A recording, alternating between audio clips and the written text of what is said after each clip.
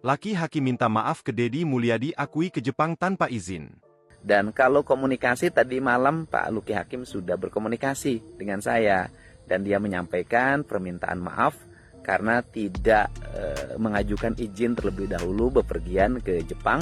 Dan itu dilakukan untuk memenuhi keinginan anak-anaknya.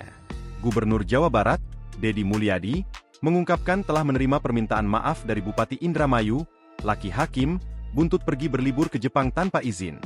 Deddy mengatakan Laki langsung menghubungi pada Minggu, 6 April 2025, malam, setelah dirinya melayangkan sindiran lewat akun TikTok Deddy Mulyadi Official. Permintaan maaf itu, kata Deddy, disampaikan sebab Laki mengaku dirinya memang tak mengajukan izin untuk pergi berlibur. Tadi malam Pak Laki Hakim sudah berkomunikasi dengan saya dan dia menyampaikan permintaan maaf karena tidak mengajukan izin terlebih dulu bepergian ke Jepang. Ungkap Deddy, Senin, 7 April 2025, lewat video di Instagram Deddy Mulyadi 71. Kepada Deddy, Laki mengaku pergi liburan ke Jepang saat momen Lebaran untuk memenuhi keinginan anak-anaknya. Itu, berlibur ke Jepang, dilakukan untuk memenuhi keinginan anak-anaknya, imbuh dia. Deddy pun tak menampik.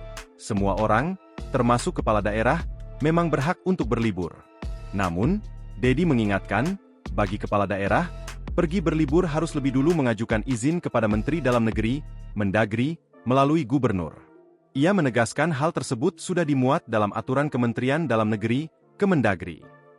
Apabila tak mengajukan izin, kata Deddy, maka sanksi akan dijatuhkan kepada kepala daerah terkait.